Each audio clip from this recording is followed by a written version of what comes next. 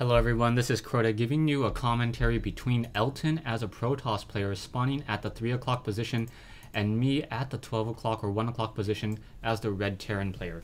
So a lot of you guys had wondered what my playstyle is, what I'm ranked, and whether or not I'm any good. Currently I'm a diamond level player, about 1750. So, I'm not, in the plus 2000 range where I want to be, but then again, I don't get to play that often as I'm forced to, or I'm not forced to, I enjoy making these videos for you guys, and also it takes quite an amount of time for my computer to encode all of these videos, and while it's encoding, I cannot play as well. And then on top of that, trying to upload files to YouTube, 500 megabyte files, I end up usually uploading about 2 gigabytes of files a day. And even with my upgraded internet speed, it also shuts down that I can't play for another 3 or 4 hours or so. So I hope you guys enjoy these videos and enjoy these tutorials and these particular strategies that I'm giving to you, as I know my gameplay is suffering. So we now have a supply depot being placed down here, and I will be going for the standard DGAAE build that I've been talking about most recently. I really like the flexibility of the build. It allows for a lot of different play styles. It allows you to be extra aggressive, but you got to remember though, you have to be able to adapt to your opponent. So I have a couple of replays where I also lose in the DGAAE build, and perhaps to banelings, perhaps to a tech switch, perhaps to me not understanding or knowing all the nuances of the build just quite yet. And SCV making its way out, activating this Zelnaga watchtower. And one of the things I should have quickly realized is that my opponent did not spawn in this location unless Elton was very, very smart with that early probe and was able to do a mineral check and see whether or not I was mining. So back over here, we now see one SCV making its way out, and we'll be trying to scout out. And this is in fact a far spawning location, not a cross spawn, as the two locations are relatively close in terms of the airspace. So because of this particular closeness in the airspace, you're going to see me set up a lot of perimeter scouting on my base. I need to be able to adapt to any void rays that try to come into my base and anything of that nature. You're going to see into the base over here, we see the standard pylon, gateway, and now a cybernetics core coming into play as these units continue to wander around. There is one probe hiding in the back behind these minerals. I did not see that probe there. There is one marine standing here, and based upon the positioning of these buildings, what I want to make sure is that the probe is unable to get into my base very easily. I can also hide range units behind these buildings, and if they try to come into my base, I will be able to easily take them down. Out comes the scouting SCV, and what the scouting SCV is going to be looking for is if this second Vespene gas geyser is up. If the second gas geyser is up, most likely 9 times out of 10 he will not be going for a fast expansion or an expansion early in the game, just because he will not have the resources to do so. SCV now making its way out, and because that second geyser is not up, I'm assuming that he's going to try to go more of an expansion, perhaps do a lot of very aggressive early play with zealots, stalkers, and sentries. You can see now I am setting up these additional buildings in the backside here, making sure that I have constant scouting, also going for that Ghost Academy. Because I'm playing against a Protoss player, I know that I need to get my Ghost out a little bit earlier. I want to get a lot of energy so that I can get EMP Shockwave. EMP Shockwave, a complete game changer early in the game, as EMP Shockwave depletes essentially all the shields of tier 1 and tier 2 units. So Zealots only have 50 shields, Stalkers have 80, Immortals have 100. So you want to be able to make sure that you can deal a very, very large initial blow and initial damage. On top of that, the EMP Shockwave will also prevent Guardian Shield. Guardian Shields and Sentries have been so powerful early game against Terran because it reduced the amount that a Marine does by 33%, essentially making 3 Marines down to 2, and yeah, just essentially making 3 Marines down to 2, which is a 50-50 mineral fight there, depending on how many Marines you have. You can see the Ghost now being trained, also getting that combat shield as well. I do not have the concussive shell research just quite yet. I'm hoping that my opponent does not get too many zealots. And this front door is rather wide open, and taking a look at his army, if he tries to walk up this ramp, he may have been able to deal a lot of damage. However, he is currently sitting on 2 zealots, 1 stalker, and 1 sentry as well. He does have his second assimilator up. So with this second assimilator up, I need to figure out what exactly his strategy is going to be, and Elton will be using this one observer and trying to scout out my scout out my base. I do have one reactor, training up my Marines, also trying to train up more ghosts. I need a decent amount of ghosts in order to hold off this attack. And now also going for Hellions. Hellions very, very strong, as they're able to do a lot of splash damage.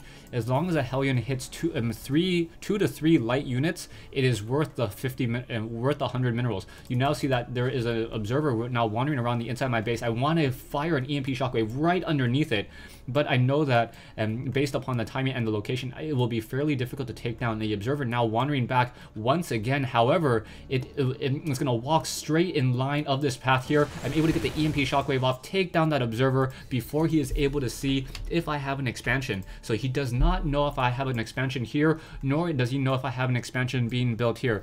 So in response, he thinks that I have an expansion, and he just decides to get a nexus. And getting this early nexus may end up costing him a lot as he tries to establish this location here. He is supply locked currently, sitting at 57 over 58. Meanwhile, in my base, I'm sitting at 58 over 59, and I am also getting that nuke. The nuke will not come into play in this particular game. It is simply there to handle if your opponent goes for photon cannons or a lot of static defense. One of the key things to note is that I believe it takes a siege tank about 18 seconds in order to destroy 18, maybe 21 seconds in order to destroy a photon cannon. However, it takes a ghost 20 seconds to destroy a lot of photon cannons. If there's 3 photon cannons on that front door, you can actually put a lot of pressure very early with that ghost. In comes that guardian shield, and now I'm going to be moving out. In comes one EMP shockwave, able to hit off a lot of those units. Another EMP shockwave, no, not coming in, but able to get that early immortal down. And now a lot of those sentries now trying to come in. Also another immortal coming into position here, and now I'm just trying to deal as much damage as possible. One zealot, however, I'm not focus firing, finally able to get that off. And now you can see that immortal trying to dance in that background, finally getting taken down once again. So my army very, very strong in this position, and also Elton trying to warp in units very, very quickly. I'm now pulling back with that ghost, making sure that that zealot unable to get that final kill off there, and now continuing to put more pressure. As units warp in, they take a little bit more damage, and they cannot fight back. So I'm able to pick off another stalker here, and I just want to continue to just try to press my advantage, pushing in with more and more units. I know that my army is significantly larger than his. However, his reinforcements will be coming back in. I get a snipe onto that zealot. I'm very happy about that. And now probes coming off the mineral line. I want to make sure that I can try to just maximize the damage on those probes as I continue firing back against those units.